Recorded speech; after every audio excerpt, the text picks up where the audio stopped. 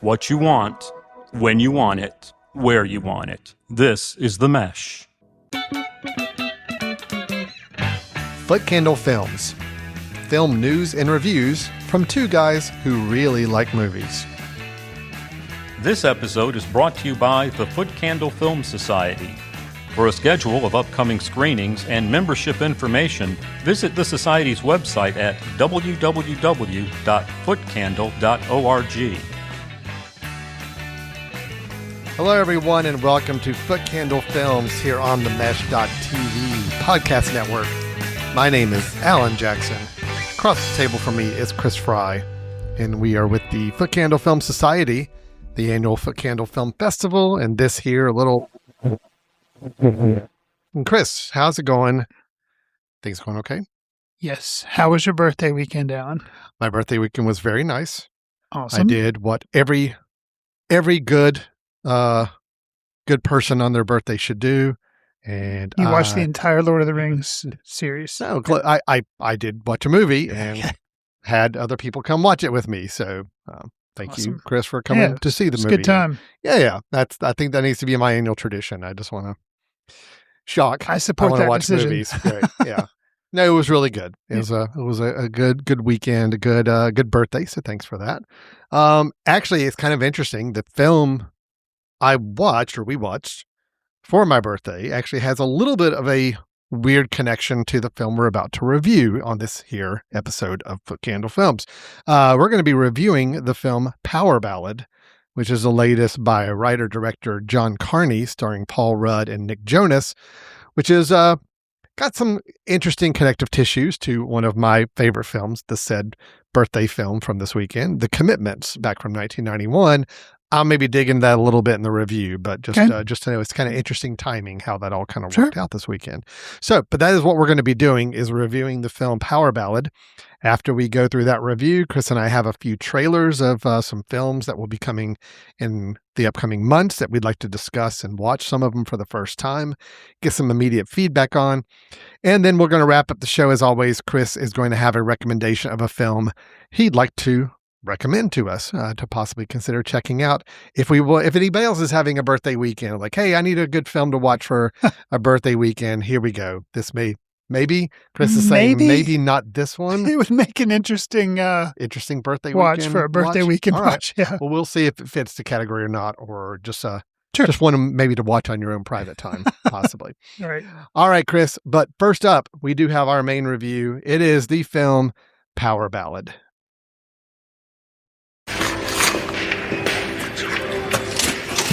Did you look at receipt? Yeah, thanks.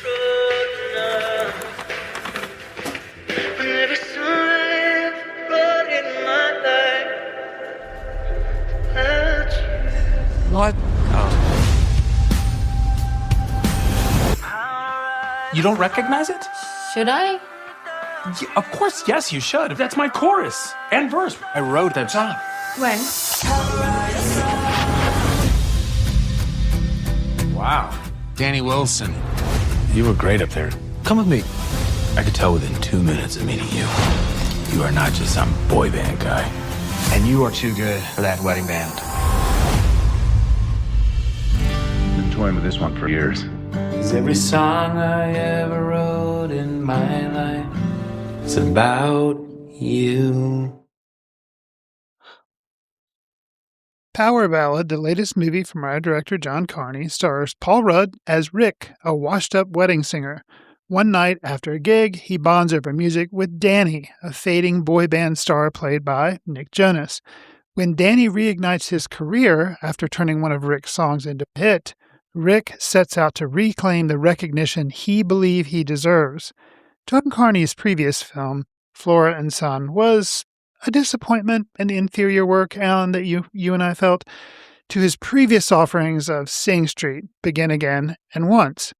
With Power Ballad, do you feel Carney has found a hit with which to rebound, much like Danny? No. Okay. Well, we move on. There we go.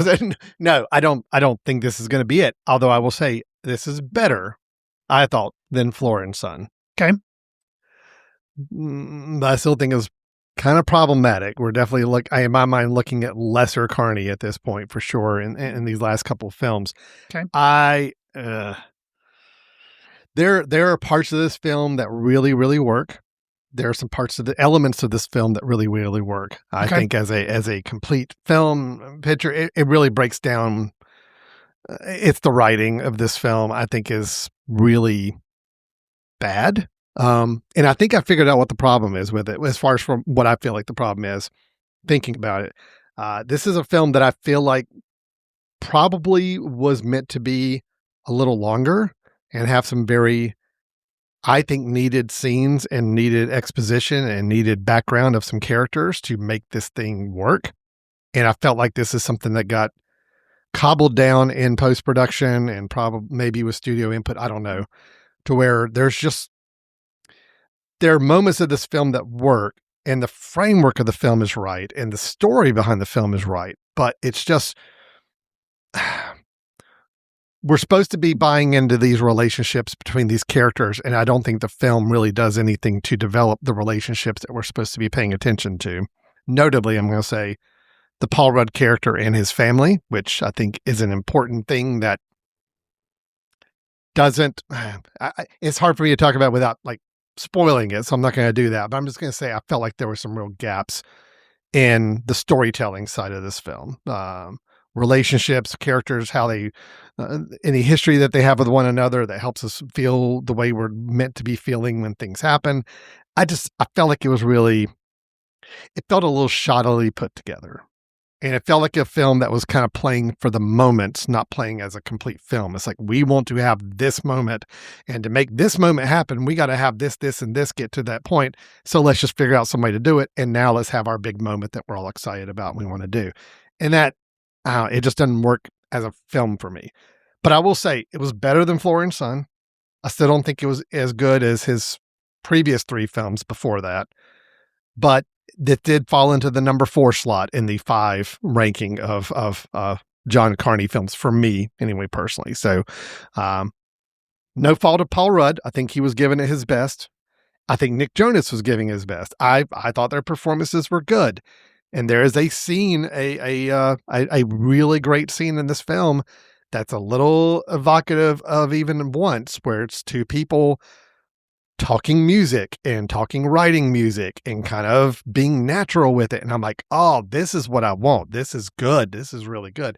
And then I just felt like the film just kind of got very cliched after that point. So anyway, yeah, I'm still disappointed, but compared to Floor and Son, it's an improvement and I'm happier with it than that. So I'm a little on the upswing, but that's my take on it. Chris, I want to hear your thoughts. So what did you think of Power Ballad? Before I get to my thoughts, I want you to name me the memorable song from Begin Again. It's something with stars. There's something stars. Well, you can do something that I can't. Right. I don't remember anything about that movie. Yeah. Other than Mark Ruffalo's in it and Keira Knightley. But I thought all stars or something stars. Yeah. Okay. So, this movie worked for me much better than Floor and Son. Yeah. And I hadn't thought about ranking it, but I can definitely say it is better than Floor and Son. And for me, it was definitely better than Begin Again as well. Okay. One of the things that when you have a movie that deals with music, right off the bat, I'm like, okay, is there a song in there? Because, I mean, these are focused on music. So I have to leave the theater singing a song or thinking about a song and want to go to Apple Music or whatever and look up that song or play a song because I really like it. This film had that. Of the title, The Power Ballad in question, How to Write a Song Without You. I like the song. So they did play that song during the film? I can't remember if it was played. I think I maybe heard it once, twice. It was like 12 times. I think it was somewhere in that range of number. So you don't like the song? No, I do like how much it was played. I do like the song. I have a hang up with the way the song was handled in the film, but I'll get to that in a little bit. I don't, because I think it was necessary for the whole point was like, it's done one way, it's stolen. And then I don't know. I didn't have an issue with it. And I guess, I'm curious about for me, one of the other achievements of the film is this was an hour and 38 minutes. For what it was trying to do, if it was just not a comedy and had been like once, where it's, more of a drama that talks about songwriting and everything, then yeah, I would have wanted some more fleshing out with his family and all that. But considering Paul Rudd is the star, I mean, Nick Jonas, he's fine. No, I thought he was really good in this, but, I was excited to see Paul Rudd in a film that John Carney was trying to, I was like, okay, yes, I want to say. So I was going expecting funny things, and Paul Rudd delivered that for me. I wasn't really wanting, nor did I end up getting, which I was happy about, a lot of like weighty family drama or trying to really make a point. And actually, I appreciate the way the film, as I alluded to in the setup, there's this whole thing, is he going to get justice or not? And seeing that it's a Carney film, you kind of expect it's not going to be a huge downer, okay? And this film is not. But I like the way it could have handled the happy ending a lot worse.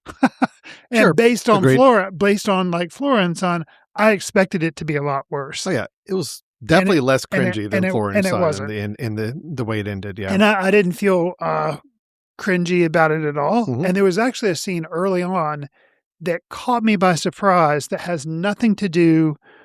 And it alludes to a relationship between the co-writer of this film, which I wasn't aware that he was a co-writer until I was researching the film. Peter McDonald, who plays the best friend of Paul Rudd's character, Sandy, he co-wrote the film. He gets in a fight with his wedding band and then comes back because he's gotten in a fight with his wife. And he goes to Sandy, who he's kind of like, thrown under the bus, and says like, hey, I need a place to stay. And the way they kind of meet back up, and he like, shows up at his doorstep like, hey, that actually, there's a moment where it's kind of like, yeah, I know I treated you like crap, but I'm sorry, but I really need you to be my friend again. Yeah. And like, I don't know, maybe it's the power of Paul Rudd. No, that was maybe a good it's scene. because Peter McDonald helped write it. Scene. I don't know, but like, I was not expecting that. Yeah. And that was kind of like a little bit of a tearjerker thing. And I was like, whoa. And I actually, honestly, I don't know that I've ever seen Paul Rudd. And I like Paul Rudd, like him in a lot of stuff. I don't know that I've ever seen him kind of turn on the emotional beat quite like that. And I was like, whoa, okay. No, it was a good scene. So that gave me enough emotional weight. And I see what you're saying. There's some establishing with his wife, and he kind of brushes over that when he's talking with Nick Jonas, like, yeah, this is how I met her. My musical career kind of took a backseat, and then I never, survived. And he just gives like brushstrokes of that, and like his relationship with his daughter. But then in the end, that kind of comes back, and I can see how you think it was rushed or hurried, but for me, it worked. And there again, I guess the hour 38-minute running time for me worked, and I was appreciative that it didn't kind of overstay its welcome. This isn't for me a matter of pure running time, because there's also sequences and parts in this film I thought didn't need to be there. It actually were elongated and could have shortened the film even more, but then given us time to add back in the scenes I think it really needed. I felt like the emotional pull of this film, and I do argue a bit on the comedy versus drama side, because I think it's trying to play both, and it moderates that okay. I think the humor and the comedy is good at times when it's used. The only scene I kind of can remember and I thought was funny, oh wow, was that's interesting, trying to get backstage at a concert and using said friend, that Rory Keenan's Benzer character. No, I'm sorry, not Benzer, Sandy. Yeah. Using Sandy over a telephone. I thought that was funny. And that was a scene I remember thinking, oh yeah, that's funny. Beyond that, I didn't really have a lot I thought was funny. No. Huh. I mean, this is not a Will Ferrell comedy. So right. Don't misunderstand me. This is not, Paul Rudd working with Will Ferrell. But if it's not something this is very like subtle. If it's not something I'm finding funny all the time, then I'm like, okay, then this is a drama. Then this is wow. And it's like, and I'm like, well, I don't really find the drama very compelling most of the time either. Where we're supposed to have drama, okay, where the capability for drama was with Paul Rudd, his character, Rick, Rick's family. Okay. That needed to be the emotional core of this film because that actually plays an important role in the latter half of the film. And, you know, and I'm really torn on the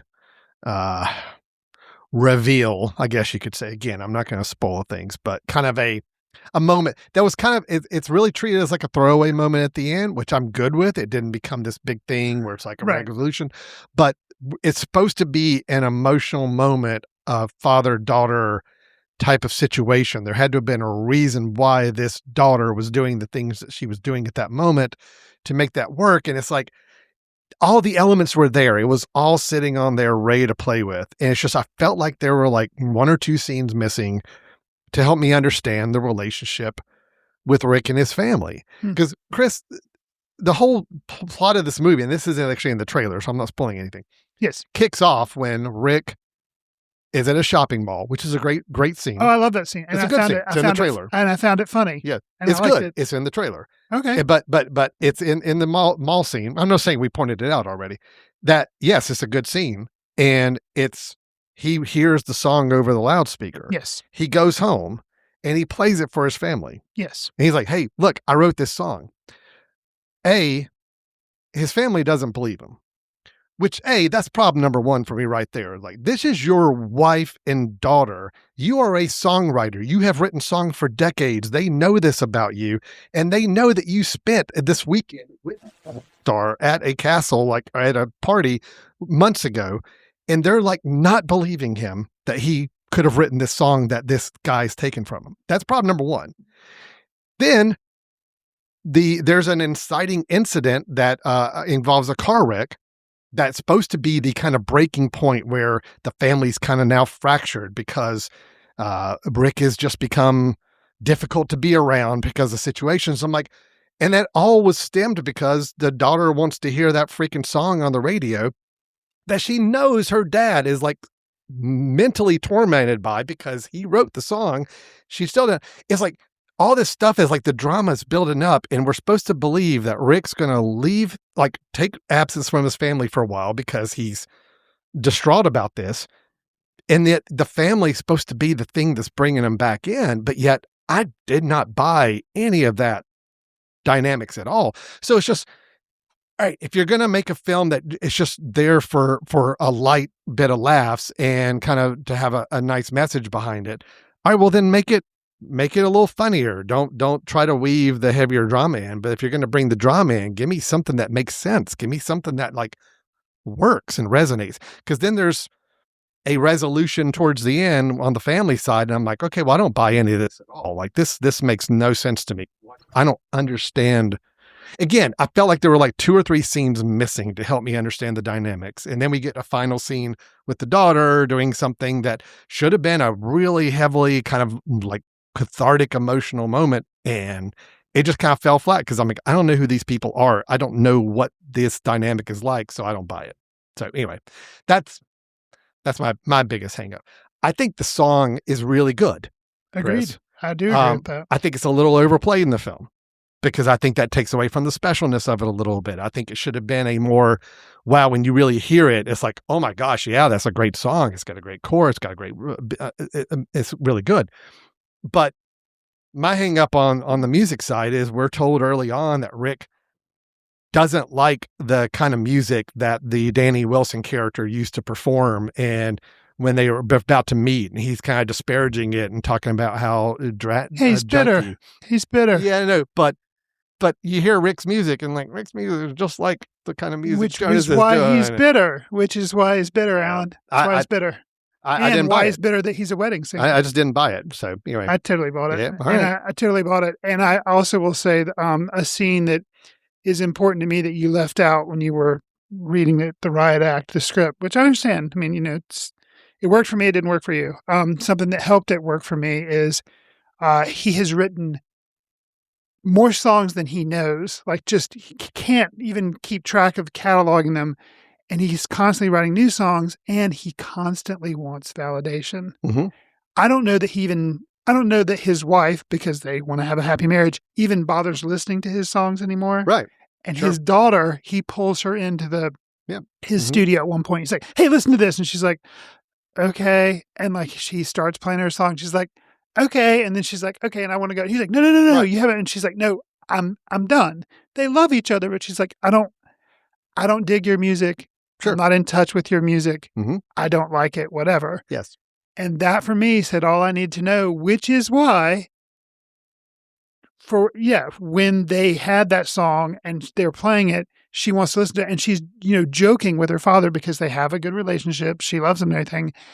But he lets it go way too far. And I feel like I did a disservice to our list. I mean, I summarize the summaries that are given on Letterboxd or given on IMDb. An important part maybe I should have included was, I told about how he tries to reclaim the recognition he deserves. But then a little part that I left out, kind of the last little bit of the tagline was, even if it means risking everything he cares about. So that is an important part of it, which there again, it worked just enough for me. He does flip the van, which he does feel bad about. Thankfully, people are injured, not seriously. And that's when he's like, I've got to, he does get angry and is like, "You don't believe me," he says to his wife. She doesn't believe, nobody believes me.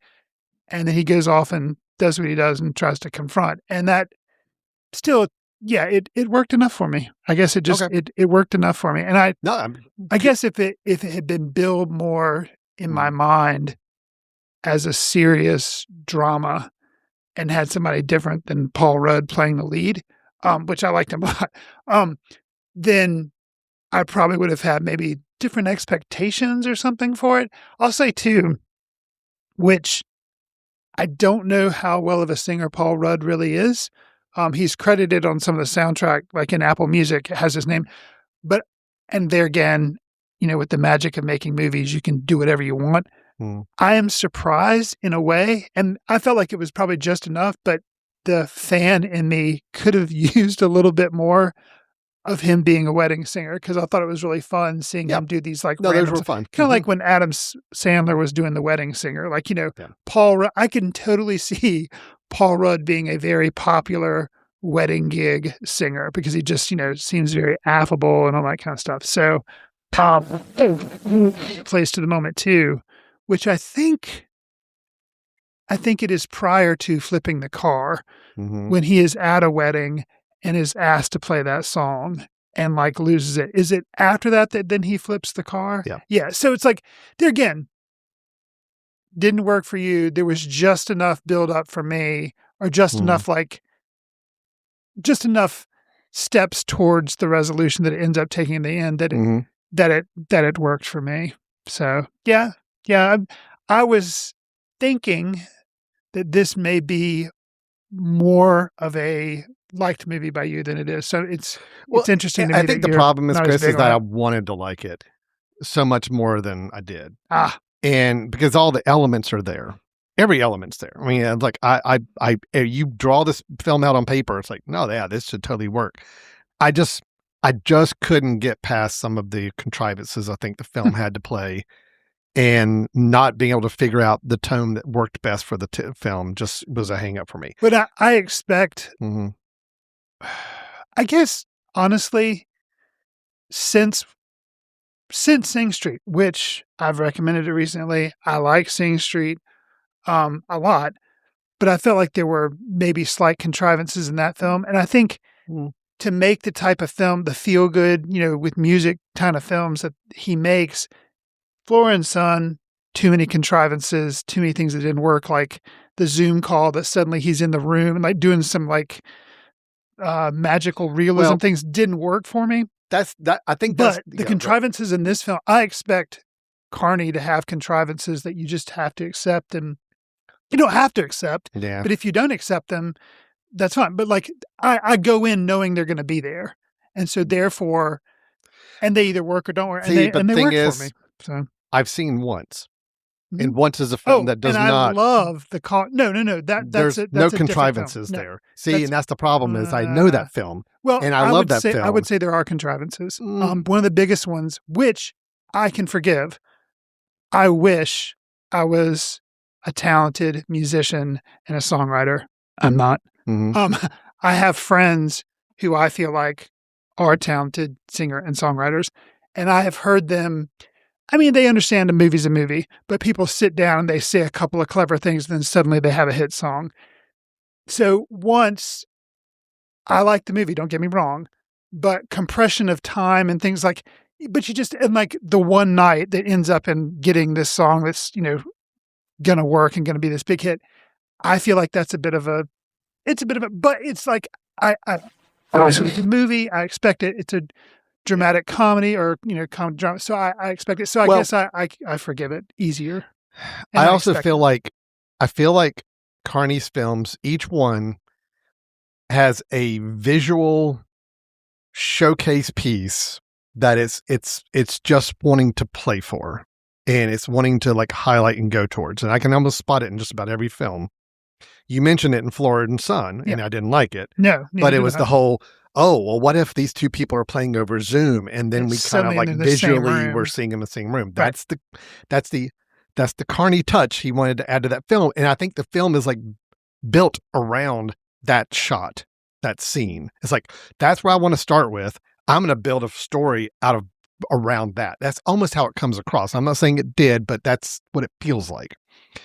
I think, in Sing Street, which I love unabashedly. I like it a lot. And I think the visual scene in that one, there's a scene where they play at a song. Yeah, but it's a dream sequence. It's a dream sequence scene, and he's imagining everybody in his life is like happy and parents are great, families are great. It's the drive it like you stole it sequence. That's right. Yeah, okay. Yeah. And it works. But it's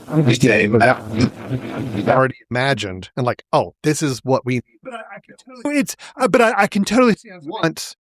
Honestly, I think, it's the performance. It's the performance of the two in the guitar shop or the music shop, whatever. Yes. Okay. Which again, I have musician friends that would take issue with that. But it's fun. It's fun. It's fun. But it's magic. It's movie magic. It's storytelling magic. It's okay. Yes, I'm not saying you can't give a little bit into that to make it work. Okay. In this film, I think. What do you say the moment was? I think it's the final song. I think it's the final song that is performed by two people at the same time.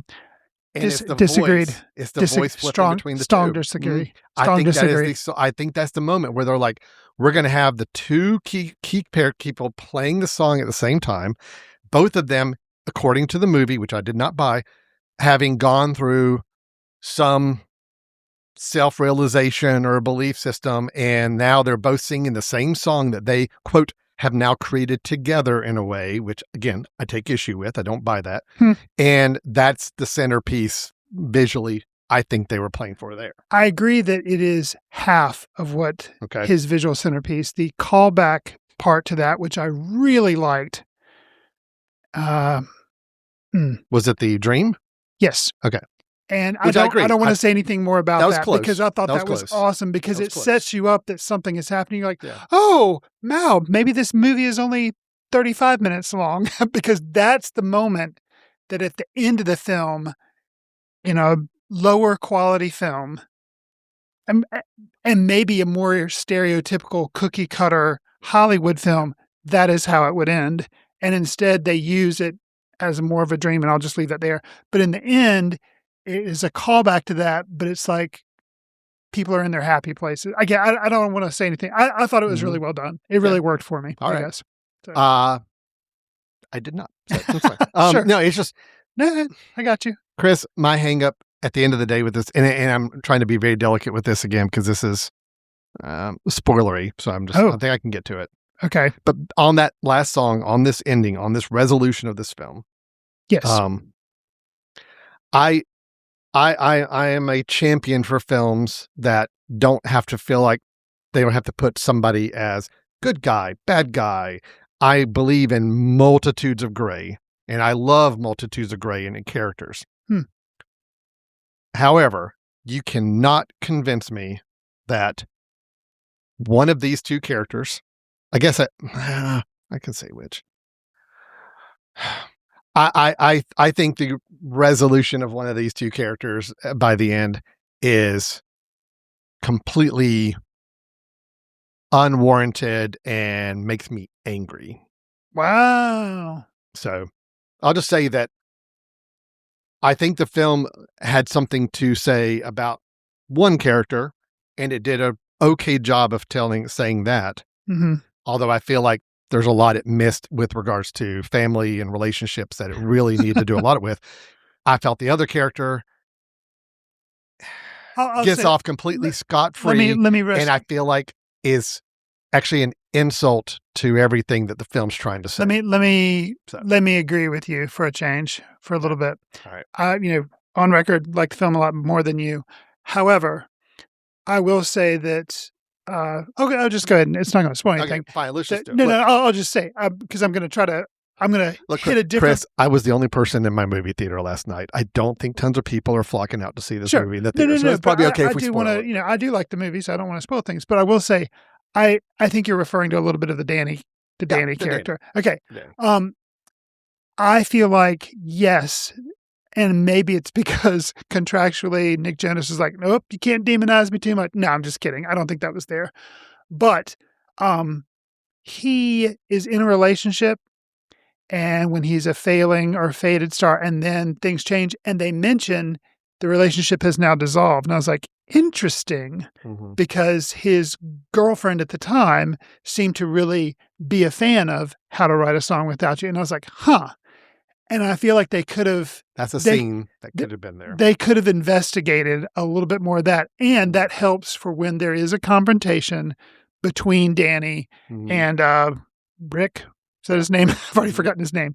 Rick, when they do finally have a confrontation after the somebody that we've left out of this conversation. And I feel like that would have nuanced that a little bit more. I guess some of the things that Paul Rudd's character could have said would have hit Danny a little. And Danny knows, but they kind of leave it a little bit of unspoken. I think there's a way you make that final song duet work. Right. Where I feel like both characters are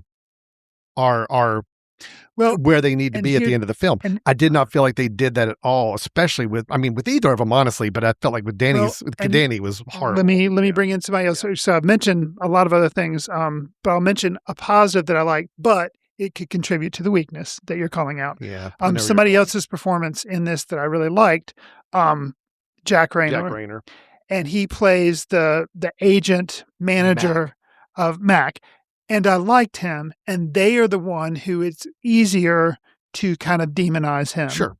And I think if you're looking for a good guy, bad guy, that's the bad guy. However, I think he's a little more nuanced than just mustache twirling bad guy. No, I think about that. I think the resolution that happens at the very end of the film, you can buy, because basically I feel like he has Danny a little bit under his thumb. Danny is struggling. He does want to come back. He does want fame again.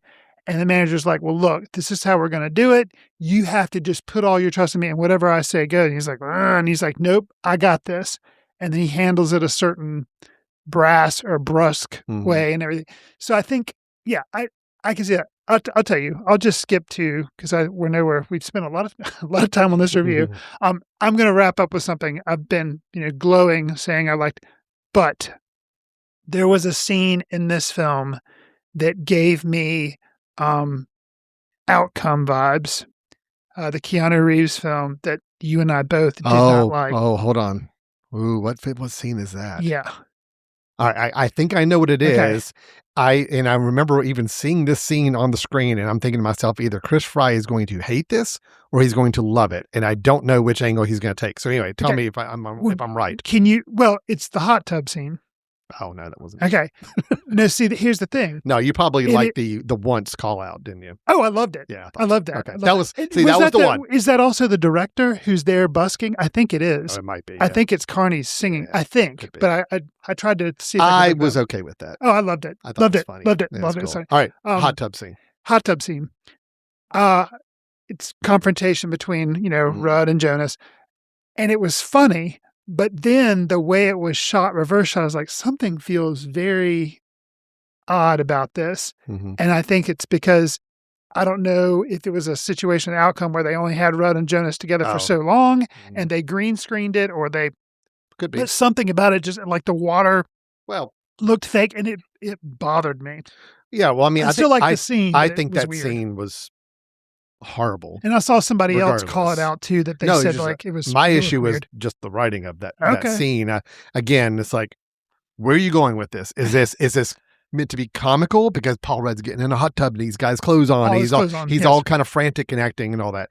But then the Danny character, I did not understand. I understood why they tried to have him act a certain way and the lines he said, but it nothing rang You know true what I about almost it. wondered Nothing about- rang true you know, about it. Okay, so I was thrown off because something about it, shot reverse shot, looked weird. Like, are they in the same room? Honestly, I have to wonder too. Paul Rudd, I think would agree, great comic actor. I think because he's been in things like the Anchorman films, he can also improv. Mm-hmm. I wonder if he was improving some of that and Nick Jonas couldn't handle it. And not I don't because know. he Yeah. couldn't, but he couldn't. And I think he was laughing because some of those scenes, it's like the eye lines don't match up. Those scenes, the hot tub scene, it's like he's looking above. It's like he can't look at Interesting. Paul Rudd because if he does, he's going to I laugh. kind of want to watch it now again, just from a technical standpoint, Right. because I was so getting frustrated by the Okay. dialogue and Fair the enough. writing that I wasn't paying attention to the technical aspects of the scene, but I should have. The technical aspects were making me maybe ignore Okay. some of the dialogue. It could be. So it was like reverse. Yeah. I'll just let me just. That's my one. I need dig to on the wrap. film. I need to round back up to what I Sure. was building up to Sure, about sure. the last song thing and Yeah. the thing about Danny's character. Okay, here's what I'm just going to say, Chris. Sure. The hero moment that Danny Wilson gets at the end of this film on stage made me so angry. Because again, I don't want him to be a villain. I want him to be a nuanced character. And you cannot give him an equal He hero was cute, but it moment didn't on stage like Rick does interfere. in this finale. Nothing about that makes me feel like there was anybody learned anything from this movie. Okay. It's Yeah. like, I don't need it to be a Danny all of a sudden goes out on the microphone and is like, I didn't write this song. This guy in this crowd did. Which I that's didn't want what that. that's I what didn't they're want that. yeah. That would A have been lesser way film too would have pushy. done that, and a Absolutely. lesser film would have done that. Yeah. But I mean, some sort of self-awareness to be like, oh man, I screwed this up. I've got to do something to make this right. I'm not going to go out and jeopardize my career. I'm not going to bomb myself, but man, there's something I could do. Now, it's implied in an epilogue that something was done, but I'm like, all right, too late though. You gave Danny the hero moment. Danny's singing to thousands of fans. Sure. And it's like, and you've got him in the same lighting and the same framing as you've got Rick singing the same song. I'm like, no, there is no comparison between these two at this point. There has to be some discrepancy in how they're treated. Anyway, so yeah, that's what I think. Honestly, Chris, I think I was probably, I probably, if the movie had ended before that last sequence, I would have come out much better review than I'm giving. But when it got to that final song, I think it started to illustrate everything about the film that I felt like was unearned and didn't work in the writing, that it pissed me off by that point. So I'm like, all right, well now I'm done. So and that's why I'm negative on it. Look, it's better than Floor and Son. Okay. Right. And I could say it's close to, for me, Begin Again. There's Okay. actually a lot more similarities with this film and Begin Again because it's about the music business. There's Yeah. like executives. It's like, Right. you know, all this stuff. I get it. It's, to me, I still like Begin Again a little bit better Okay. than this. Fair enough. Overall, it's good, but this is nowhere near Once or Sing Street at all. But better than Floor and Son. So we'll leave it at that. But it just, the capability for it to be So better just was like there. Danny, it could be the beginning of Carney's comeback for you. No, look, I'd be happy if this is kind of a little bit more of an upswing where it's like, all right, let's keep on this pattern. Let's go. It's just Sure. just tidy up some of these little, for me, these little writing nuances and give me a little more character development. Let me understand these characters a little bit more and don't just play for the scenes that you're going for. Actually build it up and make it worth it. So anyway, Gotcha. good. It's a good, healthy conversation. Yeah, It's yeah, good. yeah, I yeah. actually maybe even walk away feeling a little bit better about the film, hearing you talk about it, than I did coming in. But still, I'm still overly disappointed Fair overall, enough. but it's still an improvement. And let's keep it going, John. Let's keep moving upward and onward here. Okay. Are we done? Sure.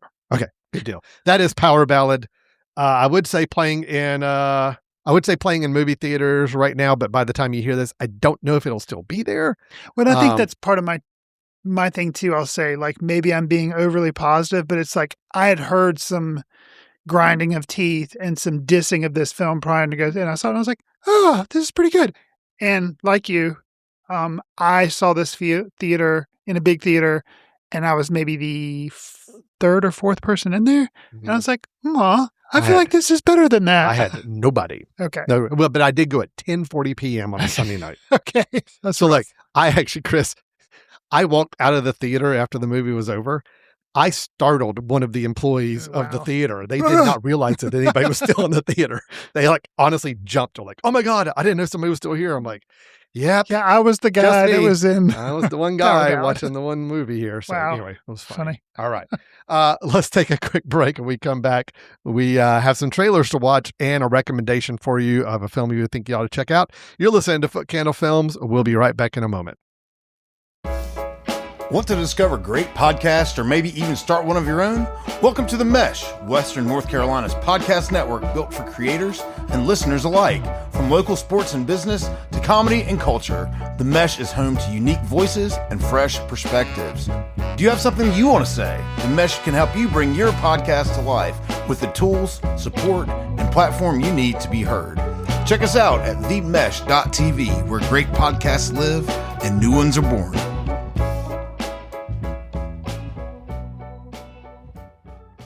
Hello, welcome back to Foot Candle Films here on the Mesh.tv podcast network.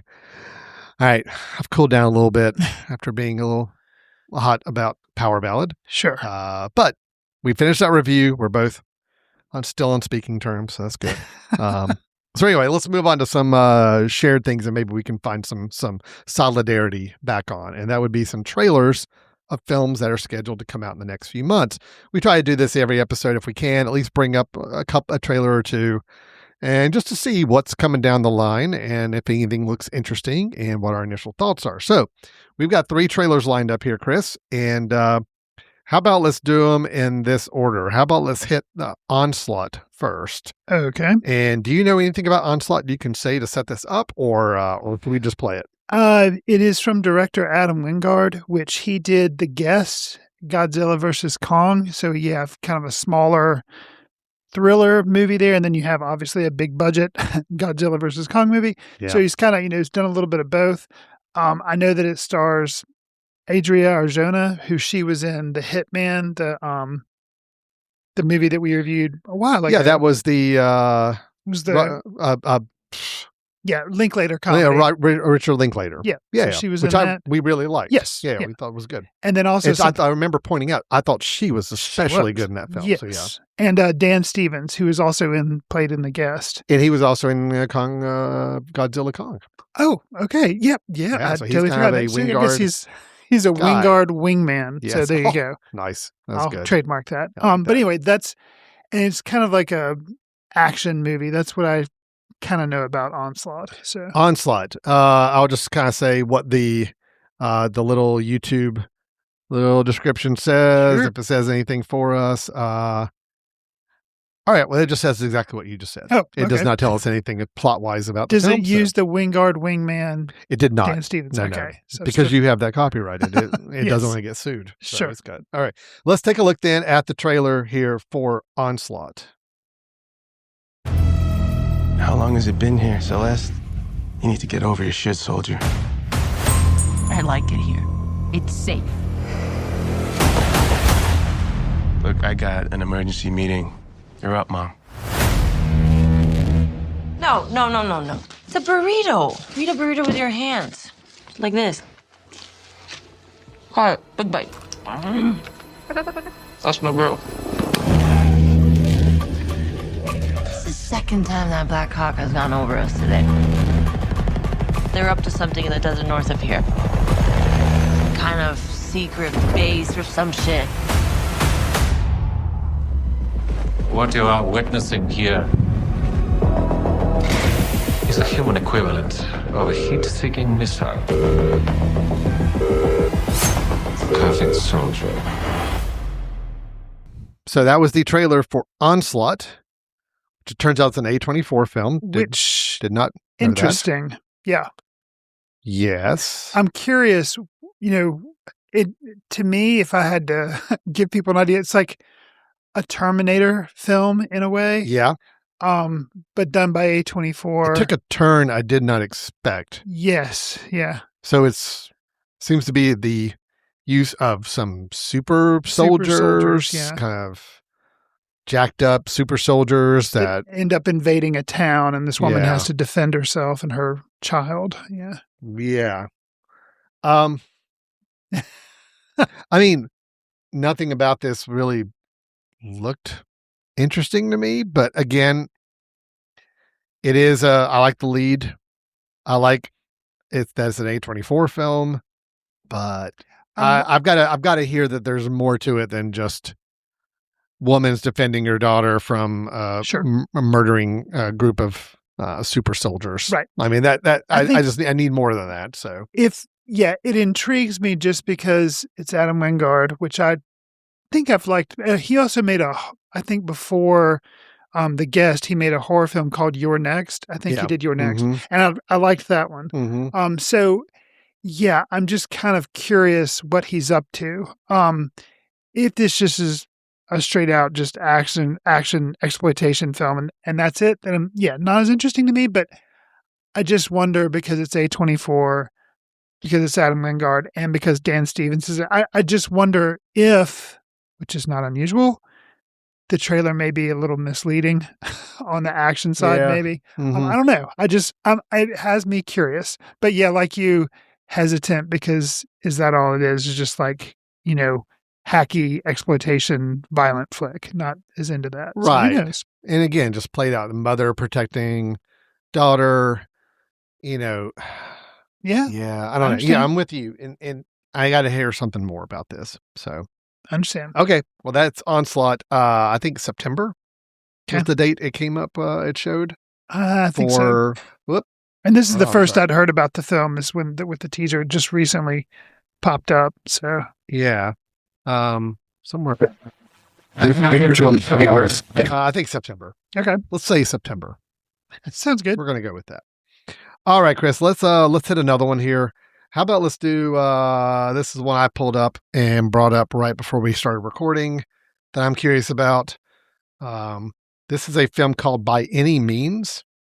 Okay. And the reason I wanted to bring up this trailer, I have not seen this yet. I know very little about the film other than it does star, oh gosh, always having a hard time with the name. Mark Wahlberg. Yes, that's the name I have a problem with. Mark Wahlberg is in it. Gotcha. You're right. But it's actually Yaha Abdul Mateen. I guess I could be better about that. Yeah. Yaha Abdul Mateen is the star of this. It does feature Mark Wahlberg as well. They're both on the poster. And it's from director Elegance Bratton, who I'm not familiar with at all. He has done a film called My House. He did one called Peer Kids, The Inspection. A lot of films he's worked on and produced and made. I'm not familiar with any of his work. But this is a film. It stars the two leads, as I mentioned, as a notorious mafia hitman and a young black FBI agent teamed up to investigate the murders of civil rights leaders in 1966 Mississippi. Based on a true story. Okay. So I'm curious about this just because I really like Abdul Mateen a lot. I really, you still haven't seen the Wonder Man TV series, the Marvel that he stars in. I'm familiar with him from Watchmen when he played Manhattan. He was very good there as well too. But so I'm a big fan of his. So I'm anxious to see how this plays out. Again, I have not seen the trailer, so we will watch this together and see if there's anything to this. So hold on as I get this queued up. This is from VVS Films, which is a production studio I'm not familiar with. So I'm not familiar with either. What that means for us as well. Agent Strider, why did you join the Bureau? I believe in justice, and I believe that Negroes have to be a part in getting it. Case after case, unsolved. Unsolved. Unsolved.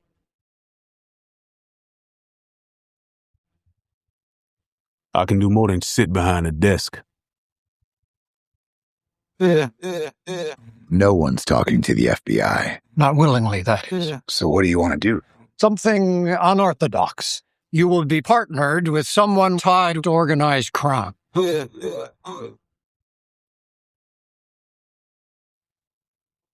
the body's at, Eddie? I ain't telling you nothing. All right. Well, that is the trailer for By Any Means, also coming out in September. What do you think, Chris? Violent Green Book? Mm-hmm. Yeah, concerns me. Green Book, also based on a true story, but the handling of that film and kind of the white savior thing that kind of came throughout that was a little problematic for me. And I don't stand alone, not saying anything new. Lots of people disagreed with how that film, like the Academy Awards, blah, blah, blah, blah, blah. This film, also based on a true story, as you said, it looks like it's going to be a hard R. It looks like pretty intense violence. The trailer was a hard R. Yeah. But also Mark Wahlberg's character just really leaning into stereotypes and getting the funny, politically incorrect line type thing. It concerns me. It could end up being good, but it concerns me how you were concerned with the first trailer, having reservations. I was like, oh, I'm interested. This one concerns outweigh interest a little bit, but we'll see. I do like Mateen just like you do, the actor. So yeah, I don't know. Well, I am more hopeful on this than the last movie, only because I think there's more something interesting to mine here. Because it's based on a true story. Based on a true story, and I think obviously there's race relations and the crimes that were committed back in the 60s based on race. I mean, I think this is a little bit of an interesting story take on that. The kind of going back for a little, getting some justice for some of that. So here's the thing. I guess not just Violent Green Book was a cop out. It's Black Klansman mixed with Green Book. Yes. Because Black Klansman also Spike one of Lee, those two movies very good. Right. One of them not so good. Yeah. Black Klansman was a Spike Lee movie, but it was a story about the time period and something that was done that I was not familiar with, and I found it very interesting. The Black Klansman idea. This also did not know that they used a mob person to help. So potential, but I'm concerned about the handling, but I don't know. Well, I'm encouraged looking over Elegance Bratton, who's, I think, not only he's the director. He did not write it. Okay. Looking over his past work, I think he's going to have something more to say in this than just shoot 'em up action and, oh, hey, look, the white mob boss comes in and gets to be the hero. I don't think that's going to be the deal. Okay. So I'm hopeful anyway. I'm interestingly optimistic on this. So we'll see how this plays out. So, all right. Well, that is By Any Means. September 4th is the date on that one. All right. Last film we're going to do is a trailer we've got for us here. And let me pull back up my handy dandy list where it was, because I'm missing that. It is a film called How to Rob a Bank. That's it, Chris. You are correct. How to Rob a Bank. Where did I see? Oh, yeah, here it is. It's in my YouTube app. Okay. How to Rob a Bank. This is one. I'm just, technology is not working with me today. How to Rob a Bank. This is with Nicholas Hoult, Zoe Kravitz, and John C. Reilly, which I'm on board. Sounds good. I like all three of those. Interesting little pairing. A crew of social media savvy bank robbers broadcast their daring heist, unaware that their growing viral fame has put them in the crosshairs of a veteran FBI agent and a brilliant software engineer. Okay. I think this sounds interesting. Let's see. It's directed by David Leitch, who I think last did The Fall Guy with Ryan Gosling. Yes. I was a huge fan of that. He did one of the John Wick movies, some of the John Wick movies. I don't know whether he just helped write it, because I know his background was, I believe David Leitch was a stunt person. And I think maybe he helped write some of the John Wick, or maybe he did direct it. And that's why The Fall Guy was kind of like a labor of love, because it brought all attention to the stunt people. He also did Bullet Train, didn't he? Maybe. And I think he might have done one of the Deadpool movies. Oh, okay. Yeah. And so. Okay. So action, stunt work, so, but yeah, he's directing this, we know. I'm curious. Hold on, before we play the Okay, trailer, we're going to verify here. Okay. Instead of just because spouting this is random important, things, we're going we try need to make be... sure we get our credits right on people and not just assume everything. Last film he did was The Fall Guy. Before that, he did Bullet Train. Okay. Fast and the Furious presents Hobbs and Shaw. He directed. He directed Deadpool 2. Okay. He directed Atomic Blonde. Okay, so he did direct. Yes. Okay. That was his first movie directing. Okay, was so he Atomic must have Blonde. just... So I think he was a... Or was he just a stunt coordinator on... He had something to do with John Wick. I feel pretty sure. I don't remember what, but I feel like he had something to do with John Wick. But maybe not. Maybe that is... No, I think you're right. memories. I just don't know what it is. All right, we'll get back to that. He was doing the catering. He was the catering. He was the caterer on the John Wick movie. That was his claim to fame beforehand. No, I'm sure there was something more involved. I just don't know what it was. Okay. Anyway, let's watch the trailer for How to Rob a Bank. You know what's more powerful than money? An audience. Rolling. Let me break some numbers down for you. Odds of owning your home. 4 out of 10. Odds of earning a 6-figure salary, 2 out of 10. But the success rate of armed robberies is 9 out of 10.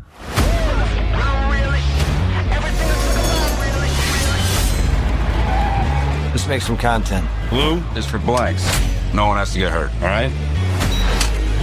Go, go, go! Oh, shit. Oh, Golden Girls, all right. Okay, that was the trailer for How to Rob a Bank by director David Leitch with all the cast members we mentioned before: Nicholas Hoult, Zoe Kravitz, John C. Reilly. I saw Pete Davidson in there popping in. I saw Christian Slater. Oh yeah, Christian Slater's in there too. Yeah. All right, so what do you think, Chris? Possibly my second favorite use of a Radiohead song ever in a trailer. They used Karma Police for this one. The first would, of course, be Social Network. Social Network, yeah, for Creep. But I was interested in the movie already, just watching the trailer, and then they, Karma Police. I'm like, okay, They got the Chris Fry vote right yeah, there. that needle drops like, okay, too far. Studio executives are cutting the trailer. They're like, how do we connect? How do we connect with the Chris Fry demographic? We need that. I hope I didn't see too much in the trailer. That's my first concern. I think it looks great. It does, although I feel like it maybe showed too much. It did satisfy one concern that I immediately had, it's going to be a tightrope, demonizing, kind of the problem with Power Ballad, demonizing one side or the other, because when you hear the cast, you're like, okay, so John C. Reilly is doing what? Oh, he's the FBI. Okay, so is he just going to be a buffoon? Or nope, yeah, it's I hope it gets the nuance right. That's going to be a tough line because it's obviously also seemingly an action comedy, maybe, but it has obviously some issues that it's going to try to deal with as far as wealth and greed. Right. So it's a tightrope, but I hope it works. To me, it looks like a sister film, a pairing could be, which you and I have talked about on the show before. I've recommended. It was a Foot Candle Film Festival film a long time ago. We spotlight film American Animals. Kind of interesting thing where people that's doing the vibe something. I was getting for sure on it, but a much slicker. Oh yeah, much slicker, Huge, bigger budget big budget. version of that.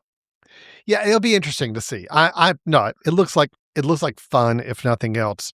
And in general, I like David Leitch's action, his approach towards action films. I mean, you see the flipping cars, and you're like, oh yeah, I can tell this guy. I can tell. Even though I still was the one that had a little more hangups with the Fall Guy than others, but I still can respect that it was a pretty good action movie. So it could get the action right, and that may be all it is. It could have a little more to do and say, and that could be also kind of cool if it does. It looks like the actors involved are having a good time with it. So, it could be a good time at the movies. I think I'm excited about Zoe Kravitz pairing with John C. Reilly and playing off them, because that's an interesting pairing right there. On the opposite side, the criminal side, Yeah, Pete Davidson, question mark. However, Nicholas Hoult. Yeah, I'm yeah, I like, do like okay, that's going to be good. No, I think. I like him a lot as well. So, all right. Well, that's what was the date on that one? It was September as well. Oh, It's all September films. All September I films. want to say That's all. September 4th. Okay, so these are all being pushed right out of that range of the summer. Sure. Going into the new year, new school year, the fall season. So we will see. Yeah. We'll see how those all turn out. We've got 3 trailers, 3 movies all coming out in September that we have very mixed opinions on. I'd be anxious to see which of these, if any of these, kind of hit with audiences or with critics or with us. And you can only see one of the 3, Alan. Which is it going to be? Onslaught, By Any Means, or How to Rob a Bank? Oh wow, I don't know. I'd say By Any Means, just because I'm just curious if they can do something interesting with that subject matter and with the story behind it. And I'm going to go for How to Rob a Bank. Okay, that's I fine. blame Radiohead for that. Onslaught's the one I'm just like, I really gotta, I gotta know there's something more to this or something's interesting about this. Fair enough. It did not get my attention on the first blush there. Sorry, Adam Wingard. So, and Wingman. Who was he even in Stevens. the trailer? Was Dan Stevens in the trailer? I think I heard his voice. I so think he he may be might one of be the the- evil scientist that is behind forming up the right. the soldiers. Maybe. There you go. Okay, Chris, we're at the end of the show. We have kind of gone a little long today. We talked a lot more about Power Ballad than maybe we should have. No, it was good. It was a good conversation. But we got to wrap up. I always want to make sure we have time for this. You have a recommendation for us, a film that you are going to recommend to our audience that you think is worth checking out. I made the comment earlier on that this could be fun as like a birthday party viewing thing, but you kind of wrinkled your nose a little bit saying maybe not. So I'm going to leave it to you. What are you recommending, and what type of environment or presence or audience do you think this is a place to see such film? Not sure, but if you do have this as a birthday screening, please write into the show and let us know how it goes. I'll give information about that whole contact thing later, but please, that would be amazing. What I'm going to recommend is a film from 2025 that kind of came and went. People did call out the performance of Amanda Seyfried, but other than that, there were, I loved it. It is The Testament of Anne Lee. Okay. I'll read you the little description here. The extraordinary true legend of Anne Lee, founder of the devotional sect known as the Shakers, who preached gender and social equality and was revered by her followers as the female Christ. So interesting thing there. Of note, too, is it's directed by Mona Fastfold, who was part of the team behind, one of the minds behind The Brutalist. She didn't direct that film, but she was kind of, I think she helped write it or involved with the making of The Brutalist. But this is a musical. And from what I understand, they took original Shaker hymns and then used them in the film. So the words they're singing are part of the hymns, but like the dancing and kind of the staging of it is just wild. So I recommend The Testament of Anne Lee. It's kind of a completely different musical experience than the film we talked about earlier with Power Ballad. Several good performances in it. It is now streaming on Hulu. So The Testament of Anne Lee, probably not for everyone, but it is interesting. And just the cinematography in the film, it's just, it's a very well-made film. Nice. So Okay. Testament of Anne Lee, it's streaming on Hulu. Excellent. Well, good. I was glad that was one that I had on my radar for a good while from last year, just never had a chance to catch up with in advance. I wanted to see it before award season and just wasn't able to squeeze it in or have a chance to do so. But yeah, and it didn't get a lot of attention. Unfortunately, it kind of went pretty quick, but I know the people who have seen it really are championing it. It sounds like you are as well. Yeah. So I'm very, very excited to see it now. So thank you for the recommendation as always, Chris. And with that, we're going to wrap up today's show. We had our review of Power Ballad. We had our trailers for Onslaught, By Any Means, and How to Rob a Bank. And then Chris's recommendation of The Testament of Anne Lee. So with that, Chris, if anybody wants to chime in, conversation, they want to jump in the Power Ballad discussion, which, hey, the more the merrier. Come on in, tell us what you thought. How can they do that on any topic that we talked about today? If you do hold a screening of The Testament of Anne Lee for your birthday or want to tell us how Power Ballad is the best John Carney Film. You may do that by sending us an email to info@footcandle.org or leave us a voicemail at the mesh.tv website, where you can also check out past Foot Candle Film episodes as well as other podcasts on various subjects from barbecue to comedy to mental health. We're also on Facebook at Foot Candle Film Society and other social platforms as just simply Foot Candle Film. Do us a favor, if you like the show, consider leaving us a review on whatever platform you receive your favorite podcast on, because it'll help us reach new listeners, and we'd appreciate that. By the way, just a little note, Foot Candle Film Festival, the 2026 version, is coming up September 18th through the 27th. We'll be holding it here in Western North Carolina. If you're local or you feel the need to travel, we'd love to have you join us. All right. Well, with that, we're going to go ahead and wrap up the show. Thanks, everybody, for listening. We will be back next week with another episode with more movie talk, trailers, reviews, recommendations, all that good stuff. So until then, take care. We'll see you. See you in the ticket line. Watch films in the company of like-minded people in the dark. Watch films in the underground. We won't let anyone know where you are. The films that don't make it to Carmike at the mall, or ones that were famous when Grandpa would watch films out of the reverence of the heritage of an art. Watch films through the courtesy of Foot Candle Film Society. Special thanks to Carpal Tuller for the show theme music. For more about Carpal Tuller, visit www.carpaltuller.com. You've been listening to The Mesh, an online media network of shows and programs ranging from business to arts, sports to entertainment, music to community. All programs are available on the website as well as through iTunes and YouTube. Check us out online at themesh.tv. Discover other network shows and give us feedback on what you just heard.